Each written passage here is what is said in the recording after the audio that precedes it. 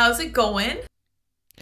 Good evening, everyone. I'm so delighted to be with you here once again. Tonight, I had planned to have an interview up for you, but that was not meant to be. So that interview will be up tomorrow night instead of tonight. And tonight we are live streaming, so we're going to have fun doing that. I always love talking to you guys and seeing what you have to say in real time. So I have some good news and some bad news, but I wanted to start tonight's live stream off by saying today is not just Star Wars Day, but National Day of Prayer, which I personally think is much more important. I think we have enough bread and circuses to distract us from things that really matter. It seems to me like Tucker mentioned during his Heritage Foundation speech, we really should be devoting a little bit of our time each day to focus on putting our country at the front of our minds and hoping and praying for some serious resolution to these conflicts that we are facing. So we will see what the future holds. It's always exciting. Tonight's poll in the chat asks people to decide which we need more for freedom to continue: Second Amendment rights, that is guns, or the internet. So this is a conversation Andy and I were having earlier today, and I won't read you the whole context of that conversation. I will let Andy defend his point of view in the chat. It's a very interesting discussion we were having, so I wanted to see what you all thought. It seems a large majority of you were thinking Second Amendment rights were much more important. A view I empathize with your view. I don't emphasize with it. But I think that Andy might be onto something, because the internet can easily be used to convince people, for example, that we don't need a Second Amendment right. And that's very interesting. That's actually kind of where we are today. And I know we have a lot of support just because we are stubborn Americans and we know our rights, gosh darn it, etc. But the younger generations don't. And the fact that this has been a tool that's been wielded against conservative-leaning people and people who care about our constitutional rights is a serious problem that we need to take into account when we think about which is more important going into the future. So definitely room for debate. Go ahead and vote in that poll. 2 options: Second Amendment rights or internet access. In the meantime, I wanted to point out this polling, this information newly released from DHS. I believe it's from DHS, might be Health and Homeland Service Security, whatever. Let me see what we have here.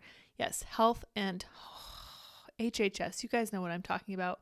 I am not firing on all cylinders this evening. I did not have enough coffee, and it's going to show as we go on. But I wanted to bring this to your attention since we are all in the chat. We're all kind of hanging out and chatting as we do, which I think is fantastic. Let me zoom in a little bit here.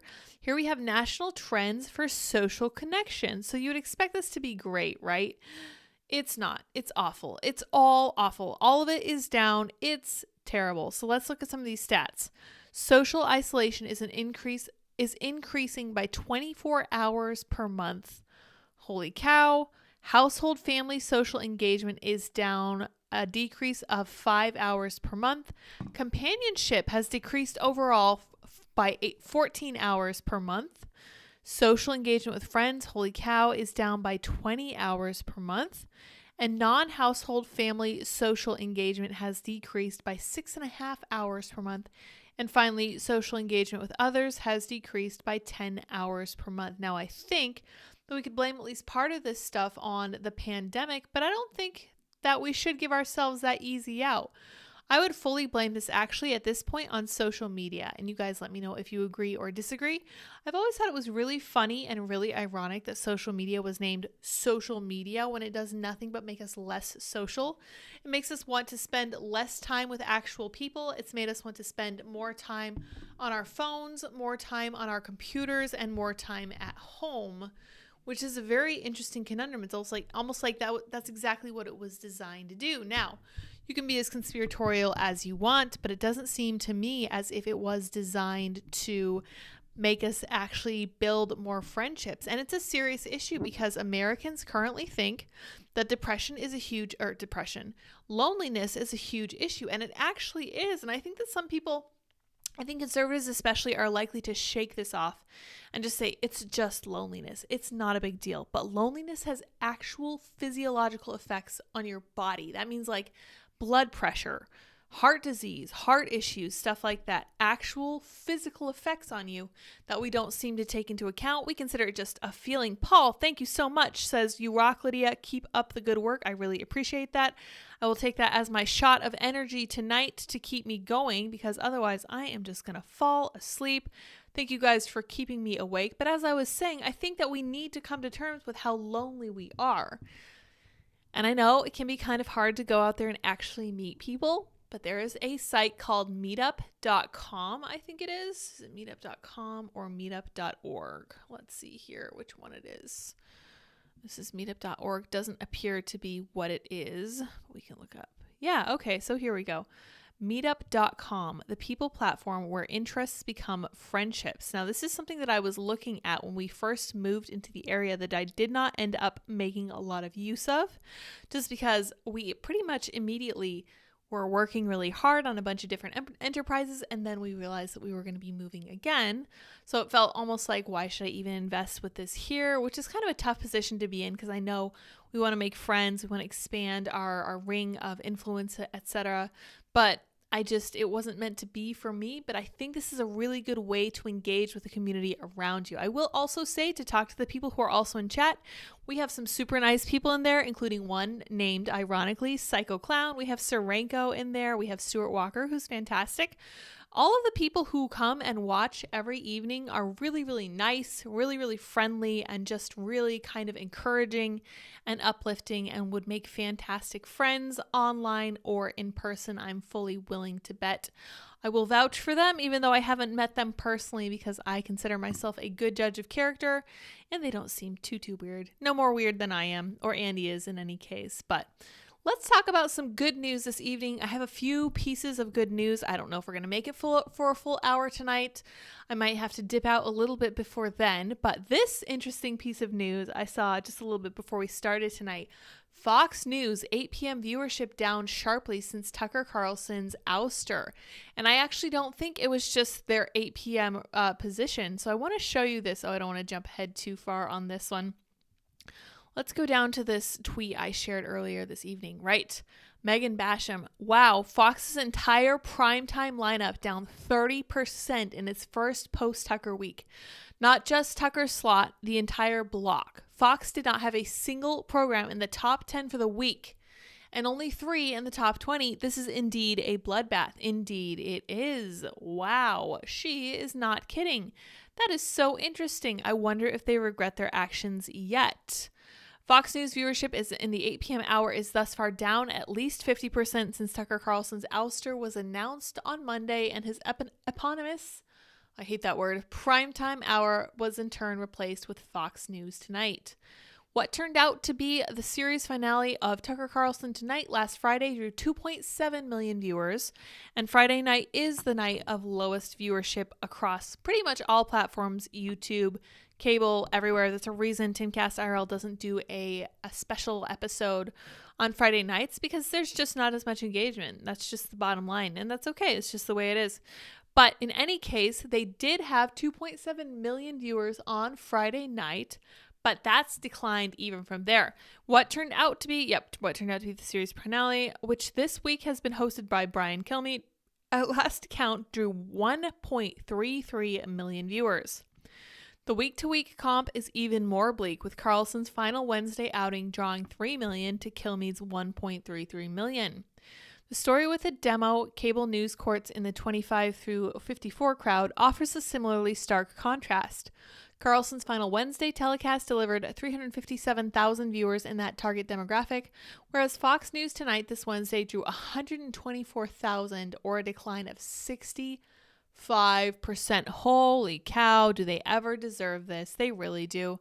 Lead-outs Hannity and the Ingram angle in turn have also seen viewership decline since the change-up. That's right, because people are done with Fox, at least for now. We'll see how long this lasts, but people are not impressed with a network that would cut Tucker Carlson so easily. It's just crazy to me. I don't know who thought this was a good idea. This feels like such a spur-of-the-moment decision, and I don't think... Yeah, horrible choice. I hope that this hurts them in the long run very, very badly.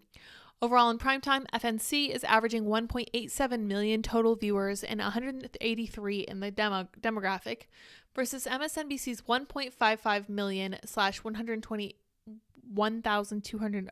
They mistyped this. I'm going to go with 128K and CNN's 599 / 131. Yeah, so CNN is lower even than MSNBC, but MSNBC is doing better than Fox's, which is not surprising at all. Who is seemingly gaining from Fox's loss? Comparing this Monday to the week prior, Newsmax, Eric Bolling, anchored 8 p.m. hour, nearly tripled its admittedly meager audience, growing from 146 to 531 viewers. And at last tally, Bolling on Wednesday played to 562. Data points above are culled from the New York Times, Media Matters, and other sources. Very interesting. So it looks like all these viewers are going directly over to their competition. And honestly, again, could not have happened to a nicer company. I am truly enjoying tracking what's going on with Fox because they deserve it so incredibly richly.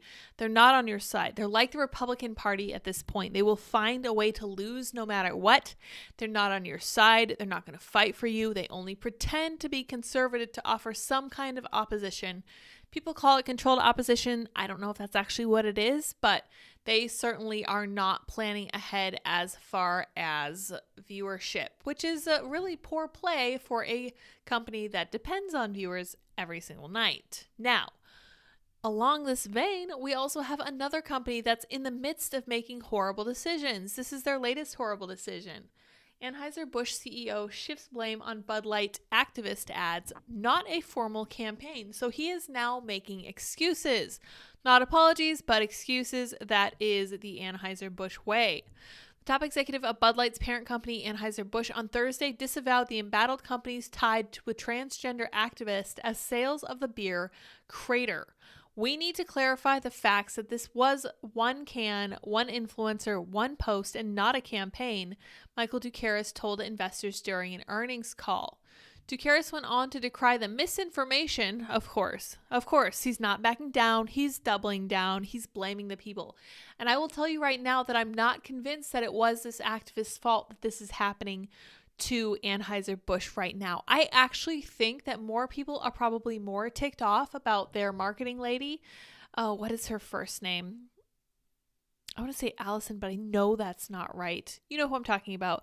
The lady who was in charge of marketing, who decided to pull the trigger on this, who was actually on a podcast saying things like Anheuser-Busch was too fratty, it was too backwards, it was too old-fashioned, we need to focus on inclusivity and diversity. We need to get women drinking Bud Light. Oh my gosh, my eyes could not roll any harder. She was the one who told Bud Light drinkers that she hated them. This was her Hillary Clinton basket of deplorables moment. This was really just absolutely despicable.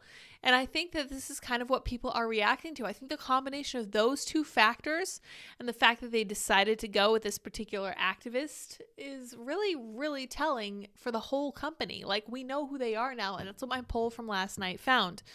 No, an apology won't fix this. We know who they are now, for sure. Heiner, I'm probably pronouncing that wrong. Yes, I forget her first name. Melissa, Alyssa, don't remember. It doesn't matter. I tend to forget and misspell the names of unimportant people like Stephen King. I kept misspelling his first name the other day, and I'm like, I really don't care. I don't care at all. As far as I'm concerned, it's a mark of disrespect.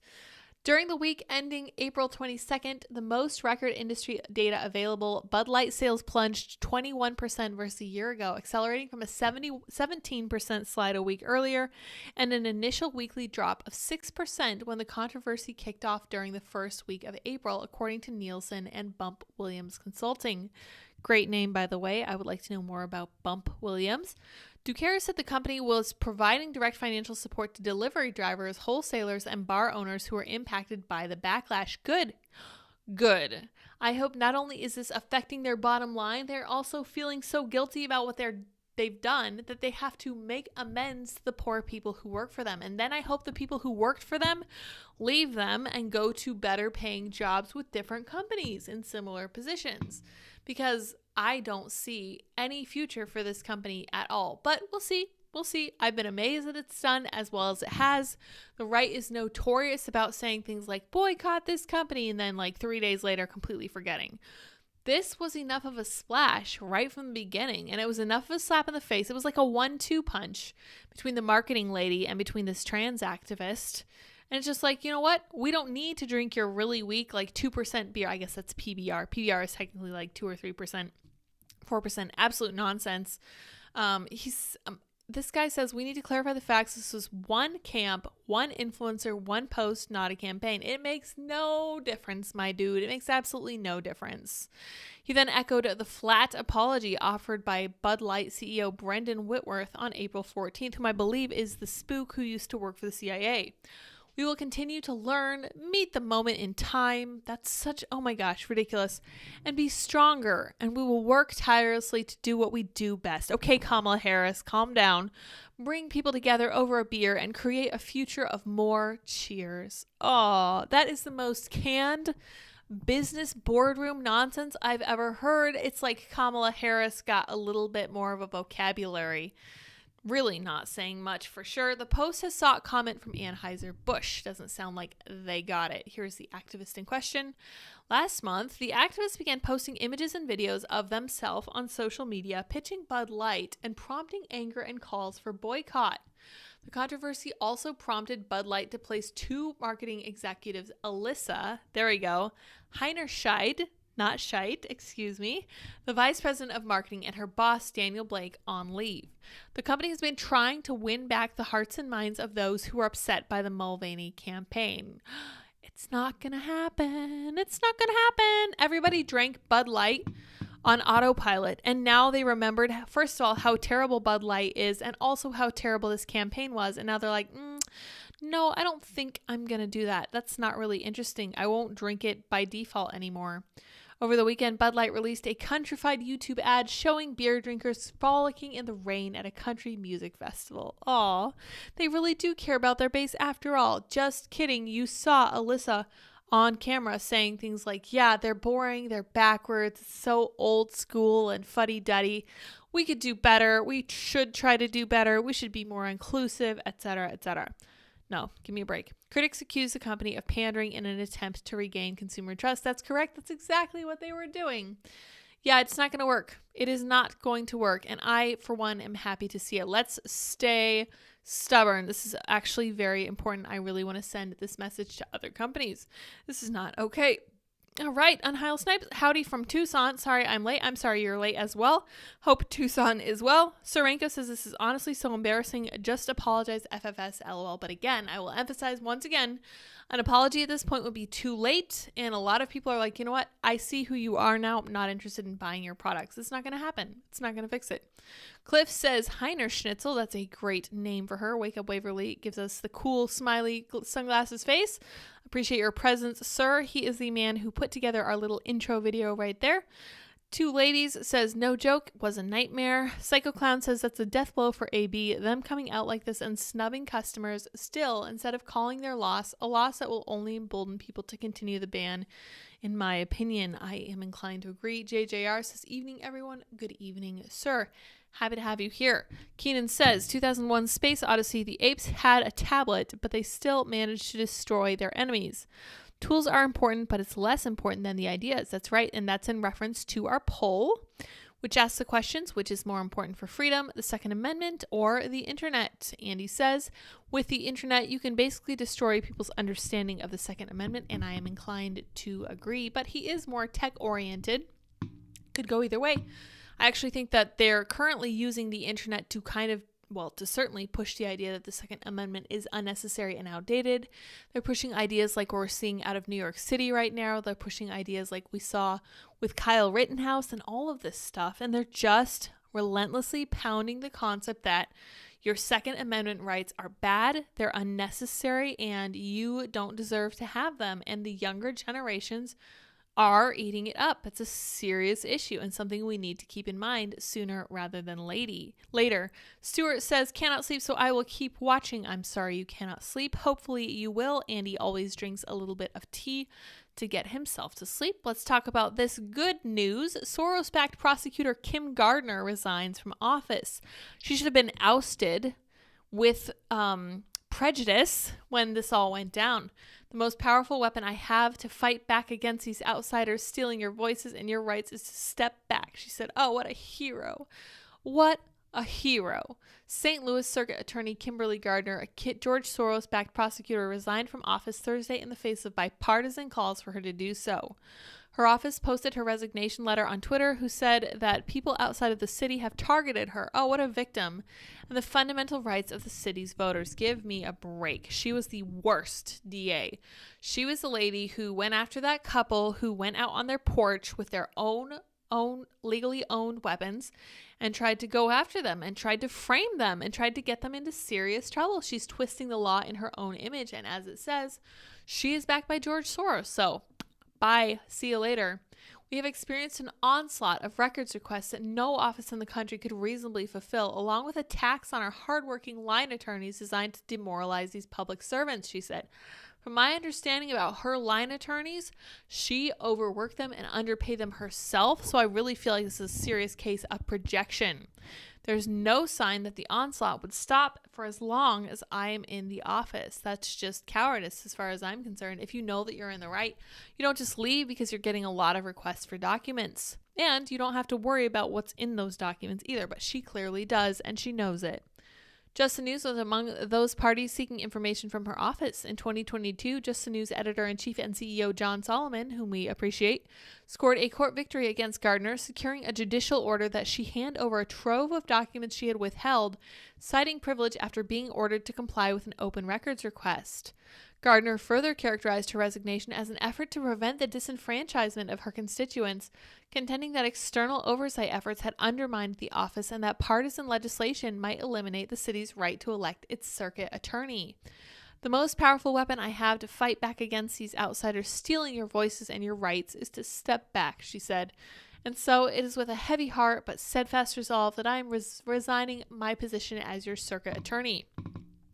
During her time in office, Gardner notably pursued a case against then Missouri Governor Eric Greitens, alleging that he had attempted to extort a former mistress using a salacious photo that Gardner later admitted she had never possessed. Greitens admitted the affair and resigned his post, but denied any criminal wrongdoing. She eventually dropped all charges before a trial could occur, later admitted to wrongdoing in the case before a state legal board. So she admitted she had fabricated this case against the Republican. Clear politicization of her office absolutely should have been forced out, should never have been even given the opportunity to resign, should have been pushed out with prejudice. Gardner was among the first prosecutors in the U.S. to receive the backing of left-wing megadonor George Soros. Oh no, she's retiring. How sad. I don't feel bad about this at all. I think this is firmly deserved. We're going to look next at New York City, which has a similar DA problem, a Soros-backed DA, and people were trying to say it was racist to point that out. It absolutely is not, and we're going to look at some of the problems arising there. For some reason, there are little hearts that are coming up on the right-hand side corner of the chat, which I have never seen before. So if anyone is sending hearts, thank you very much. I appreciate that. That's very nice. Very cool stuff. So anyway, very glad to see that Kim Gardner is on the outs. I saw that Florida was taking similar steps with some of their other Soros-backed DAs. I know that DeSantis got rid of one of them, but I think there might have been more that they were currently working on ousting. Good for them. Could not be happier to see it. And with that in mind, we have an interesting ticket that we're going to talk about a little way down the road. So here we go to the other city currently struggling with a Soros-backed prosecutor. Marine veteran in New York City subway chokehold death faces a tough legal road, experts say. Jordan Neely, reportedly in the midst of a mental breakdown on a Manhattan subway, died from a chokehold. A U.S. Marine veteran accused of killing erratic New York City subway passenger Jordan Neely after placing him in a chokehold Monday will likely be arrested, experts told Fox News Digital. And I will stop right there. Erratic is not a strong enough descriptor of this person. This person had been arrested in excess of 40 times, including for assault on an elderly woman, and he frequented the subway and intimidated and threatened and terrorized passengers constantly. In fact, Lots of people came out on Twitter after this went down and said, hey, I actually ran into this guy and he made me feel incredibly uncomfortable. He made me feel really unsafe. He was making threats to people around me. This guy put himself in a position of extreme danger, and it did not end well for him. After Neely began ranting on the F train in Lower Manhattan, the Marine vet dragged the mentally ill male to the ground and held him with his arm over his neck for 15 minutes, according to Juan Alberto Vasquez, who shot now viral cell phone video of the incident. Even if you're initially allowed to use force, it has to be proportionate, and a 15-minute chokehold is a pretty long time. At that point, the threat is immobilized. You're no longer permitted to use force, former Manhattan prosecutor turned criminal defender Mark Betterow told Fox News. He said the vet, whose name is being withheld by Fox News, will likely be charged with second-degree manslaughter or criminal negligent homicide, which don't carry mandatory jail sentences. People calling this murder need to slow down. I don't think anyone who is looking at this seriously thinks this guy had intent to kill a mentally disturbed man or acted with depraved indifference to human life. Vasquez told the New York Post that Neely, who had schizophrenia, barged onto the train at about 2:30 p.m., screaming in an aggressive manner that he had no food or water. Goodness gracious, here's a homeless person in New York City subway station sleeping. As Neely yelled at riders, they moved away, prompting the 24-year-old Marine vet to put him in a headlock as two other strap hangers helped restrain the disturbed man, including an African-American gentleman. So much is being made of the fact that this Marine veteran is a white man. But another person who was helping restrain Mr. Neely was a black man as well. Of course, no one is talking about that because that destroys their race-based narrative. And I want you to imagine what it would have been like if it were an African-American Marine veteran who were holding a deranged white man down until he stopped struggling. I don't think we would be seeing anywhere near the same coverage. But this really does feel like the 2024 version of George Floyd, and nothing could surprise me less. The shocking subway death has spurred demonstrators decrying police, this wasn't the police, and calling for the vet's arrest. Several protesters clashed with officers Tuesday in Manhattan, resulting in arrests on charges ranging from graffiti to assault. Manhattan District Attorney Alvin Bragg, there he is, there's our Soros hero, says his office is conducting an investigation. I'm sure it is. I'm sure he has nothing else that he could possibly be focusing on. The Marine veteran declined to comment when reached by phone. Good. I'm not interested in answering any questions. Thank you, he told Fox News. Good. He should not talk to anyone. Former prosecutor Joan Iluzzi Orban, who left the DA's office when Bragg took over, has tried some of the borough's highest profile cases, including securing a rape conviction against Harvey Weinstein and a guilty plea for assault from Jay-Z. The veteran assistant district attorney called the subway chokehold death a difficult investigation, but cautioned against politicizing the tragedy. Good for her. At what point do we view him as a good Samaritan versus someone who goes too far and takes the law into his own hands? She said, I feel for both parties. I really do. Of course, the man who died paid the ultimate price. All of that is broadly correct. She said if she were investigating the case, she'd look for witnesses who could describe Neely's initial conduct and whether he'd threatened passengers. She'd also like to know whether the veteran had trained in this particular chokehold or performed the move to excess in the past. All good questions. Maybe the vet thought he was putting Neely in a sleeper hold, she speculated. Yes, in fact, somebody pointed out that the hold he was using for Jordan Neely was not intended to put pressure on his trachea, but to target the arteries and render him unconscious, but not deceased. Based on the little that is known, the former prosecutor agreed with Betterow on the likely potential charges. If the vet were charged with criminal negligent homicide, the lowest level felony, it would be under the theory that he'd failed to perceive the risks of his actions. Second-degree manslaughter, a more serious Class C felony, would indicate that a reasonable person perceived the risks but disregarded them. Retired NYPD Lieutenant John McCary blamed the tragedy on ineffective political leadership and a sense of growing lawlessness in New York City. Yes, correct. Since the pandemic, the city subway system has doubled as an unofficial homeless shelter, with the severely mentally ill roaming the cars and platforms en masse. Mayor Eric Adams has faced widespread criticism for his administration's inability to rein in the problem. The kid who had the guy in a chokehold, he's on the ground scared for his life. He's not trained. He doesn't know the consequences of what's going to happen. Where are the police? Said McCary. The former cop, whose podcast, The Finest Unfiltered, focuses on New York City politics And the NYPD said a man lost his life. It just jumped and now I can't see it. Yes. It said a man lost his life and 3 men may face charges. They are all victims of a broken system, he added. He is entirely correct. Stewart says that Marine stepped up as a man protecting others. AOC's comments were despicable. Entirely correct. AOC immediately tried to politicize this in the most ridiculously heinous, pretty much evil way possible. And I don't think there's any excuse for what she did. She is absolutely ridiculous. I wanted to show you this because I have very strong feelings about New Yorkers, because the ones that I've met have been incredibly rude, and this is exactly the kind of mentality they hold. I said, I don't think New York City will get better until New Yorkers drop the charade that they are supernaturally tough, impervious to all human trials, and incapable of being injured. I see this all the time is not the ringing endorsement or point of pride you think it is, New York. I added in a different tweet that this is not a sign of personal, mental, or physical fortitude. This is a sign of a sick and decaying society that you have there. So, good for you for being tough enough to withstand it, but you should not expect or demand everyone do the same.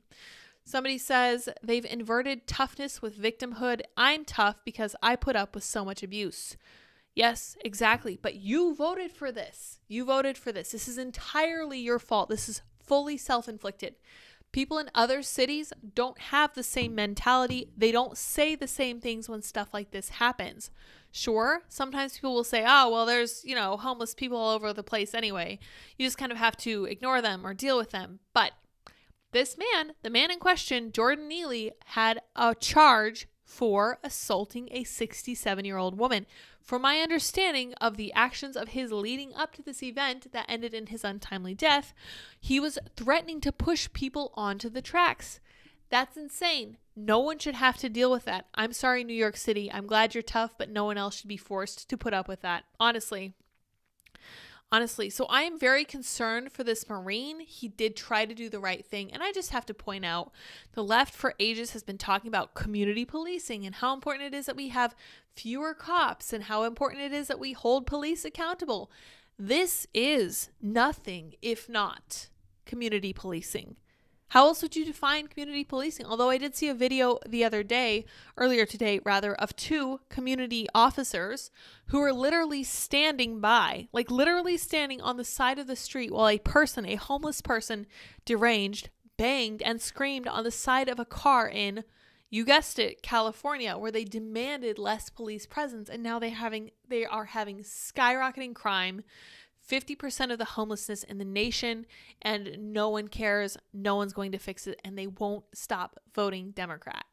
Really, really frustrating to watch, and especially with AOC's comments, really ridiculous. Ayanna Pressley also commented. She posted a video of Jordan Neely dancing like Michael Jackson, very, very much like some of these pictures we see after some of these police scuffles, showing this poor boy when he was graduating high school or whatever, looking just like a cherub.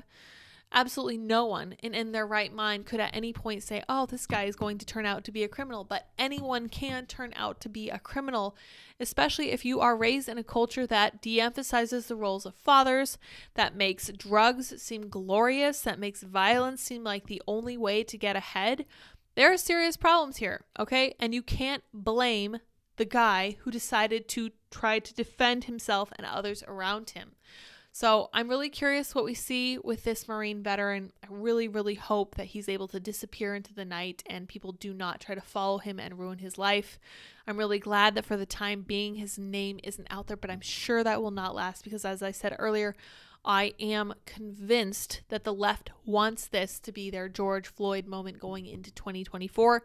This is the next big election, and they really, really need someone to draw attention from Joe Biden's failing policies. That's really it. And speaking of Joe Biden, he is, in fact, our next story. This was a really interesting story I didn't have a chance to talk about the other day. The FBI has documents alleging pay-to-play scheme involving Joe Biden, lawmakers allege. So this is supposedly from 2011. And they have very specific outlines of what happened then. And it was very clear that this person was using Joe Biden's influence to curry favor with the Obama administration in return for money. James Comer subpoena's memo says he was alerted to it by whistleblower. House and Senate GOP investigators said Wednesday they have learned the FBI possesses a document alleging a pay-to-play bribery scheme involving President Joe Biden and have subpoenaed it in an explosive new twist in their long-running corruption probe of the First Family. Senate Budget Committee ranking member and longtime whistleblower advocate Chuck Grassley, Republican from Iowa, and House Committee on Oversight and Accountability Chairman James Comer said they had learned of the document known as FD 1023 from a whistleblower. Let's see if we can find this. All right. Dear Attorney General Garland and Director Wray. Oh boy, they're not going to do anything with this information, are they? We have received legally protected and highly credible unclassified whistleblower disclosures. Based on these disclosures, it has come to our attention that the Department of Justice and the Federal Bureau of Investigation possess an unclassified FD 1023 form that describes an alleged criminal scheme involving then Vice President Biden and a foreign national relating to the exchange of money for policy decisions. It has been alleged that the document includes a precise description of how the alleged criminal scheme was employed as well as its purpose. Based on the alleged specificity within the document, it would appear that the DOJ and FBI have enough information to determine the truth and accuracy of the information contained within it. However, it remains unclear what steps, if any, were taken to investigate the matter. The significant public interest in assessing the FBI's response to this information, as well as growing concern about the DOJ and the FBI's track record of allowing political bias to infect their decision-making process, necessitate exacting congressional oversight. The DOJ and FBI appear to have valuable, verifiable information that you have failed to disclose to the American people. Therefore, Congress will proceed to conduct an independent and objective review of this matter, free from those agencies' influence. Oh my, this reads like a threat, and good for them. Honestly, very, very sick about the politicized nonsense that's come from this. Cliff says, shocking news about Biden. Can't wait for nothing to come of it. Well, I don't know if you heard that last sentence, but they're not leaving it up to the DOJ and the FBI. Congress is taking this directly into their own hands, and I trust Chuck Grassley and James Comer a lot more than a lot of the other Republican figures we see floating around like Mitch McConnell and other such so-called leaders. Really, really interesting development. I am also curious what comes of that. It could be nothing. Who knows? We've known about the Biden family corruption for literally years. There was an article, I think, out of Time magazine talking about the Biden Inc., how everybody in the Biden family was getting some form of money off Biden's participation in the political show. But nobody really seemed to care. That kind of fell by the wayside when he was elected in 2020. Now, there are people who take issue with that election, including one of the guys on this following ticket. Fascinating ticket. Let's see what you guys think about this. Trump-DeSantis ticket tops Biden-Harris by 8 points in new poll. Okay, first of all, I will say this before we get started with this. As encouraging as this may sound to you, you can get a poll right now that will tell you literally anything. You can get a poll that says that Biden's ahead by some bizarre number of points. You can get a poll that says DeSantis is ahead. You can get a poll that shows that Trump is ahead and then DeSantis and then Biden. You can get a poll that says Trump, then Biden, then DeSantis. You can get lots of polls that say DeSantis, then Biden, then Trump. It's whatever you want it to be. You can literally find the poll for it. So really take this with a grain of salt. It's really early on, and even last time we had no way of knowing for sure which polls were correct and which were not. According to the poll, Trump and DeSantis would do a better job at handling the border crisis than Biden and Harris. Well, I mean, duh. A majority of likely U.S. voters prefer a Trump-DeSantis ticket to a Biden-Harris one in a hypothetical 2024 presidential general election race, according to a recently released poll. Rasmussen is very right-leaning. The Rasmussen Reports political media poll found respondents preferred the potential GOP ticket over the likely Democrat ticket, 51 to 43%. This poll gives great insights into the 2024 election, said Larry Ward, chairman and founder of the Constitutional Rights PAC, according to the website Post Millennial. Trump does well head-to-head against Biden, but adding DeSantis to the ticket is powerful. The border crisis is a major issue with a majority of voters, the poll found. I'm a little bit concerned that Trump seems to be burning his bridges with DeSantis, because this would be a great ticket that I would be fully on board for, but Trump has chosen to side with Disney, CNN, and Gavin Newsom, of all people, against Ron DeSantis. And honestly, that's embarrassing. I really don't like that. And I would not blame Ron DeSantis at all for just saying, no, I'm not interested in being your vice president. do it on your own. And I'm not convinced that Trump would do anywhere near as well against Biden as he would with DeSantis on his team. The border crisis is a major issue with a majority of voters, the poll found. Roughly 52% of Hispanic voters said former President Trump and Florida GOP Governor Ron DeSantis, who is considering a 2024 bid, would handle the crisis better than President Biden and Vice President Kamala Harris. Trump picking DeSantis as his running mate would be a turn of events considering the front-running ex-president's harsh attacks on the governor in an apparent attempt to dissuade DeSantis from running. The poll was conducted from April 27th to May 2nd among 1,050 likely voters with a margin of error of 3 percentage points. So, as I said, Trump has blasted the entire state of Florida. He has praised Ron DeSantis' Democratic opponents. He's literally been attacking DeSantis from the left for a really long time now. And that's got to be kind of exhausting for Ron DeSantis. And he is a big boy. He can handle it, especially if he's considering running for president. That's certainly something we know that he could put up with, but it really strikes me as just kind of petty and mean-spirited, but who knows? We'll see what happens there. Oh, you know what? I wanted to discuss next before we move on. Stuart, thank you so much. Mothers nurture a kid's characters. Fathers build and reinforce that character. Both are necessary for development. 100% completely agree. That's a great way of saying it. Biden starts 2024 campaign with fundraising edge on Trump, the GOP and GOP rivals. That's interesting. That's not surprising. Biden is the incumbent, but there is a lack of enthusiasm for Joe Biden, to put it mildly. In the 2020 presidential campaign, Joe Biden lapped Donald Trump in the race for cash, hauling in a record $1 billion through his campaign and related fundraising committees. Biden will have to surpass his own record to win re-election in 2024, according to donors and other supporters involved in his early fundraising efforts. It is a daunting task, but Biden enters the race with some built-in advantages, chief among them the likely prospect of a rematch with Trump. He is gunning for a rematch with Trump because he thinks that he can win. And I'm not convinced that he can't, but we'll see. With Trump, that has Democrat donors scrambling to break out their checkbooks. That's exactly it. That's exactly it. The people who voted against Trump actively are reactivating because they desperately don't want to see him back in office. The stakes are higher than ever. I really feel that way. Trump 2.0 is almost unthinkable. Charles Myers, a Democrat donor and Biden supporter, told Newsweek. A lot of people feel that way, which is exactly why Biden is so desperately hoping that Trump will be the front runner in 2024.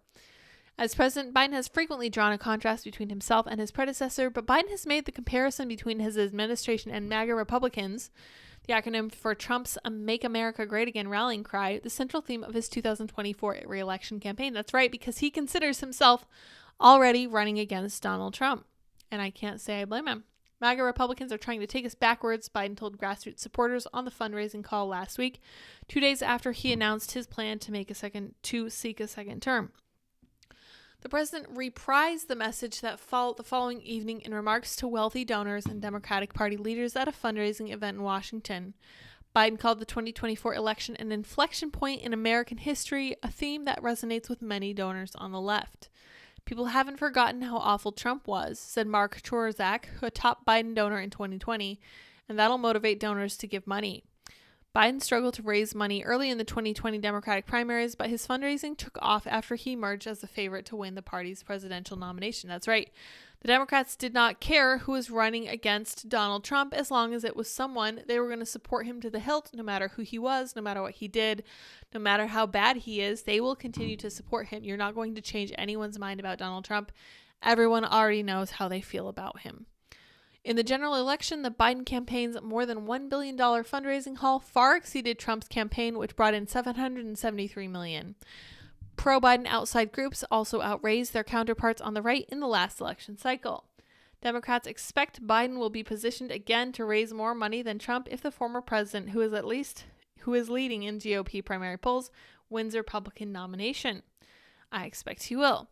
Beyond Trump, other factors may help Biden and the Democratic National Committee smash their 2020 fundraising record. By jumping into the race in April, Biden gave himself a head start to begin raising money for his re-election bid. The president is not wasting time in building up his campaign war chest. Biden's planning to attend a high-dollar fundraiser in New York City next week, with tickets going for $25,000 a seat, one of several major donor events planning for the coming weeks and months. Vice President Kamala Harris will also headline multiple donor events in the near future, part of an effort by the campaign to draw on her popularity within the party. She apparently is popular within the party. Interesting.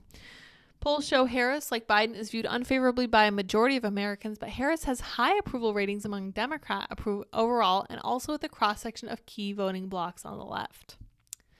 Good to know as well. One of the not-so-secret weapons of the campaign is Kamala Harris, said Myers, the chairman and founder of Signum Global Advisors. I think she's a massive advantage on the ticket. Wow, I am surprised by that. None of Biden's Republicans' rivals will have a similar high-profile surrogate with a proven track record of fundraising at the national level. That includes Trump, who is the only declared or potential GOP candidate with a fundraising network that rivals the Biden-Harris campaigns. The Trump raised less money than expected in the first months after declaring his 2024 campaign last November. His campaign has raised millions in recent weeks, however, after he was indicted by prosecutors in New York for his role in making hush money payments to porn star Stormy Daniels, right? We know this, during the 2016 election. But Trump's mounting legal challenges have scared off many Republicans. Mike Pence, his own vice president, has criticized Trump while hinting at a possible 2024 campaign. Biden, in contrast, can send Harris and other Democratic Party luminaries across the country to raise money on his behalf while he focuses on his day job of running the country. Biden's political team is considering running a similar campaign to the one in 2020, where he took a pared-down approach with less travel and in-person events. I don't know if you guys remember his pared-down approach to 2020, but he was really, really pared down. Like, holy cow. He was invisible for most of the time, which really ended up working in his favor. Honestly, he really just hid in the basement, and he let other people do the talking, and it ended up working for him. And I really can't blame him for trying to go do that again. I think that's probably a good strategy. Andy says Harris is one of America's best kept secret weapons. That's right. It's true. Keenan says blue dystopian cuties are healthy, like growing cancer. I don't know if that's healthy. Stevie says translation, Harris ticks the boxes. That's right. Well, they know their base and they recognize that